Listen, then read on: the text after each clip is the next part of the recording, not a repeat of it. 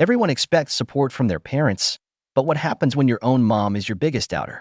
This is the story of how I turned my biggest critic into my employee without ever raising my voice. My name's Dylan, and ever since I was a kid, I've had two goals in life: to make something of myself and to earn my mom's respect. I just didn't realize one would come at the cost of the other. I grew up in a small apartment with my mom, Justine, a single mother who worked as an executive assistant at a big corporate consulting firm called Strideline. She was always stressed, always tired, and always made it clear she was working this hard because of me. At least that's what she said, until I got older and realized her resentment ran deeper than that. My interest in entrepreneurship started early. While other kids were playing tag or video games, I was selling customized keychains and homemade lemonade. I even tried starting a dropshipping business in high school, but when I told my mom about it, she laughed. "You're not cut out for that kind of thing," she said flatly. "You don't have what it takes to be successful. You need a real job." Like mine. Her words crushed me, but I brushed them off. At first, I got into a decent college, not Ivy League or anything, but I was proud. I wanted to study business and marketing, learn how to build companies, brands, and income streams. My mom refused to co-sign my student loans. She told me flat out, "You'll probably drop out anyway. Why waste the money?" That was the moment something inside me snapped. I decided to take a gap year and prove her wrong. I picked up odd jobs, waiting tables, cleaning cars, even doing night shifts at a warehouse. During the day, I devoured every free business course and startup podcast I could find. I had no safety net, no backup plan, just ambition, stubbornness, and a growing desire to succeed without a shred of her help. By the end of that year, I built my first e-commerce store from scratch. It sold handmade tech accessories, phone holders, cable organizers, custom mouse pads. Nothing glamorous, but I did everything myself. And in 6 months, I made my first $50,000. When I showed my mom the PayPal statement, she snorted. "You'll blow it all in a month," she said. "Besides, that's not real success. You don't even have an office or a boss."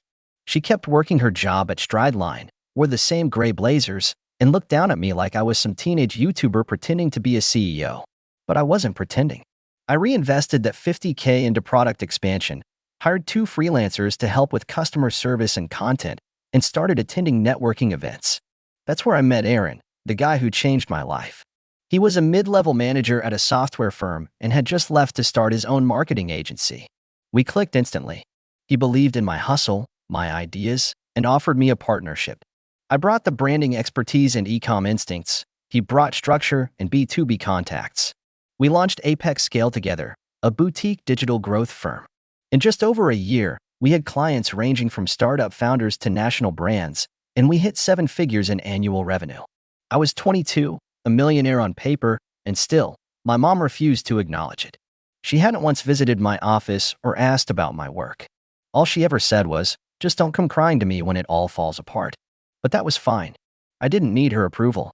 I was too busy winning. Until one night, I got a call that would set the stage for everything that followed. My friend Nate, who worked in corporate HR, told me Strideline was about to be bought out by a larger holding company, and several mid-level departments were being evaluated for outsourcing or consolidation. That meant layoffs. Mass ones. And guess who was smack in the middle of the admin division? Yep, my mom.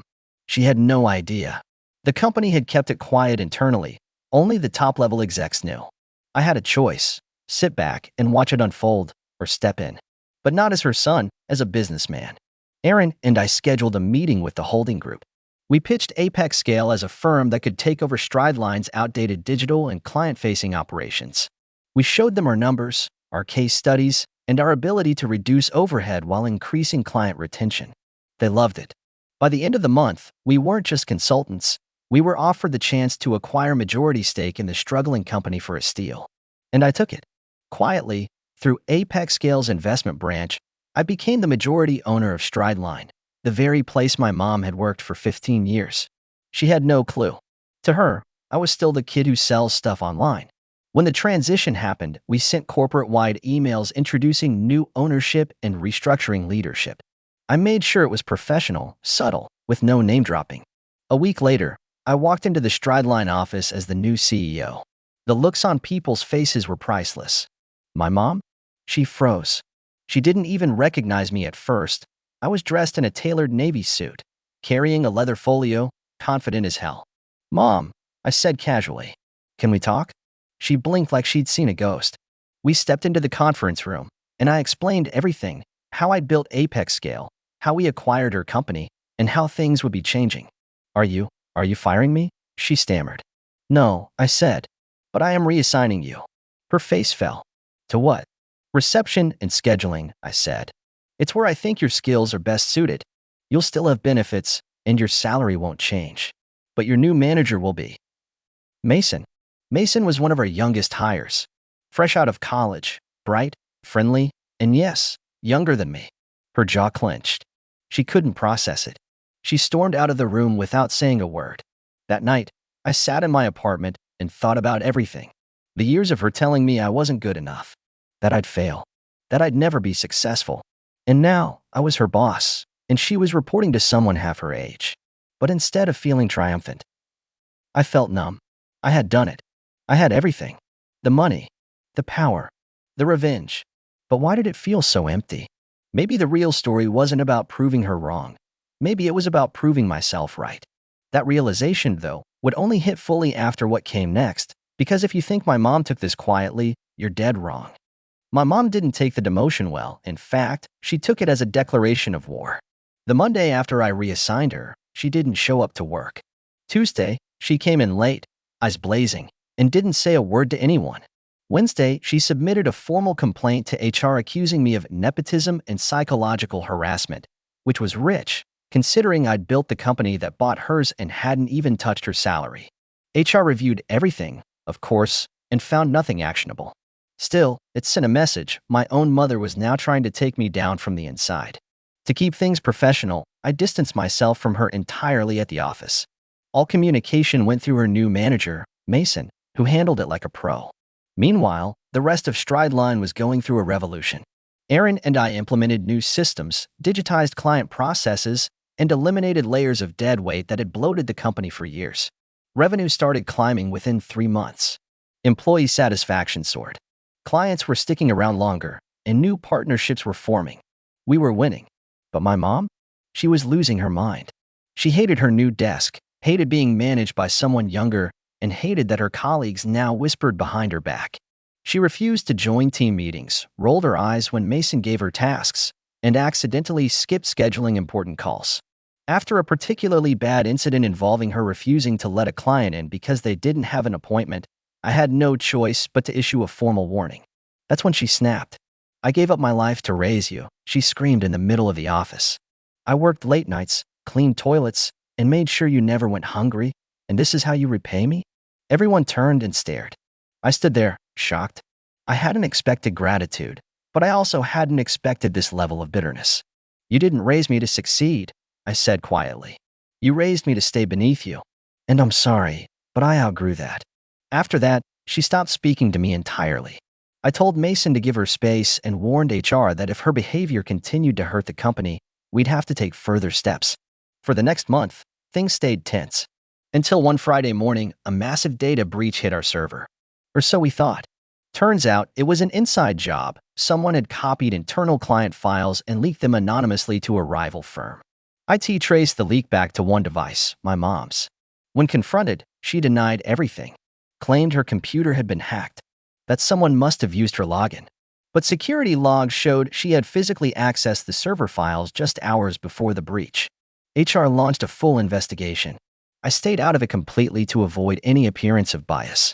But the writing was on the wall. After 2 weeks, she was terminated for cause. I wasn't even in the building when it happened. Aaron delivered the final letter himself. And when I saw her walking out that day, cardboard box in her arms, eyes red but dry, she didn't look back once. That weekend, I sat in my apartment staring at an old family photo, me at age 7, beaming up at her, holding a handmade card that said, "I love you, Mom." I didn't feel happy. I didn't feel proud. I felt conflicted. I hadn't wanted revenge. I just wanted her to believe in me. But she never did, and by the time I proved myself, the relationship was too broken to fix. I thought that was the end of it, until she filed a wrongful termination lawsuit against me, claiming she'd been set up. The media caught wind of it. Headlines exploded. CEO fires mother, now faces legal firestorm. My inbox flooded. Clients asked questions. Investors demanded updates. It threatened everything I had built, and I couldn't afford to lose. My lawyers advised me to settle quietly. It'll go away faster, they said. But I refused. I knew the truth, and I wasn't going to pay hush money for something I didn't do. We went to court. The trial was brutal. My mom painted herself as a martyr, worked her fingers to the bone, only to be humiliated by her ungrateful son. But we had evidence. Security footage. Server logs. Witness testimonies. And when Mason took the stand and calmly, professionally described her behavior, the courtroom went silent. In the end, the judge ruled in my favor. Case dismissed. No payout. No appeal. It was over. But so was the last sliver of family I had left. After the verdict, I approached her outside the courthouse. You didn't have to do this, I said quietly. You could have been part of it all. She looked at me with hollow eyes and said, I never wanted to be part of your world, Dylan. I just wanted you to stay in mine. And then she walked away. I haven't seen her since. Months passed. Apex Scale continued growing. We expanded to 2 more cities, launched new services, and even landed a government contract. I was invited to give TED-style talks, featured in business magazines, and interviewed on podcasts. People started calling me the Jeson son who built an empire. It became a brand, a myth. But behind the headlines, I was still just a guy who wished his mom had said, I'm proud of you, even once. One day, I drove by her old apartment, just out of curiosity. It was empty. For rent. She had moved. No forwarding address. Nothing. I went home, sat down, and started writing everything that had happened, every painful detail. I posted it anonymously on a forum about toxic family dynamics. The responses poured in. Hundreds of people said they went through the same thing: parental resentment, sabotage, betrayal. And just like that, I realized this story wasn't just mine. It was thousands of people's stories. And maybe, just maybe, sharing mine could help them reclaim theirs. That's when I decided to tell the world, not to shame her, but to show people that success is sometimes born from the ashes of rejection, and that the best revenge is healing in public. A year after the lawsuit ended and the dust settled, I found myself standing on a rooftop balcony of my company's newest office in downtown Chicago, the city skyline glowing behind me, holding a glass of champagne as my team toasted our biggest quarterly growth yet. It should have been the happiest moment of my life, and it was in many ways. But even with the celebration around me, part of me was still haunted by the past. My mother hadn't spoken to me since the courtroom showdown, and as much as I tried to bury the guilt, it never fully disappeared. Still, I didn't let it stop me. Our expansion went global. Apex Scale opened partnerships in Europe and Asia, and Stride Line, the company my mom had worked for most of her life, was now fully rebranded under our banner. We used its legacy to launch a mentorship initiative for underprivileged young professionals. Every month, I spoke to new cohorts of kids who, like me, had been told they would never succeed. One of them, Nia, was a 19-year-old coder who reminded me of myself. Smart, underestimated, and on fire to prove herself. She told me her father said, tech isn't for girls, and that she should do something realistic. Sounded eerily familiar. I gave her a scholarship through our fund and personally mentored her. Watching her rise lit something in me. That's when I realized my real revenge wasn't about flipping power dynamics or firing back. It was building a legacy that turned pain into power for me and for others. Still, one rainy Sunday morning, a call came through that shook me. It was from a private number. I almost didn't answer, but something told me to pick up. Dylan, the voice on the other end said. It was her, my mother. Her voice was thinner, more fragile. I'm in the hospital. Nothing serious. Just, I thought you should know. It hit me like a freight train. All the anger, resentment, and pride melted for a second. Do you want me to come? I asked. Silence. Then a whisper. Only if you want to. I went. Of course I did. The hospital was quiet, sterile, and far removed from the storm that had once been our relationship. She looked older than I remembered. Tired. But when she saw me, she smiled. Not out of triumph or bitterness, just warmth. I saw your interview on TV, she said softly. You're incredible. For a moment, I didn't know what to say. That was all I ever wanted. She motioned to the chair beside her bed.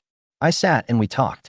Not about the company or money, but about childhood memories, my late grandmother, the books we used to read together. Somewhere in there, Between sips of apple juice and awkward silences came a truth I hadn't expected. I was jealous of you, she said. Not because of your success, but because you had the courage to chase it. I gave up on my dreams, and I punished you for it. My throat tightened.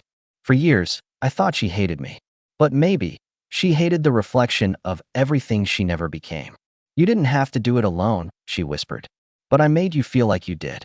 I nodded, not in agreement, but in understanding. We couldn't undo the past, but maybe we didn't have to keep living in it either. After that day, we spoke more often. Not every day, but enough. I didn't hire her back, and she didn't ask to be. She started working at a nonprofit literacy center and seemed happier, quieter, at peace. I even funded a community tech hub in her name, the Jeson Center, for young entrepreneurs from low-income backgrounds. She came to the opening. She hugged me in front of everyone. She cried. I cried. It didn't erase what happened, but it finally gave us a new chapter. Years passed. I built a life I was proud of, a team that felt like family, and a mission that mattered. I was no longer just a boy trying to prove himself. I was a man leading with purpose. And every now and then, when someone would doubt me or question my success, I'd think back to the fire that started it all, a mother who didn't believe in me. And how, by believing in myself, I rewrote the story. Not just for me, but for everyone who ever heard, "You'll never make it," and decided to try anyway. Because in the end, the best revenge isn't getting even. It's getting ahead and reaching back to pull others up, too.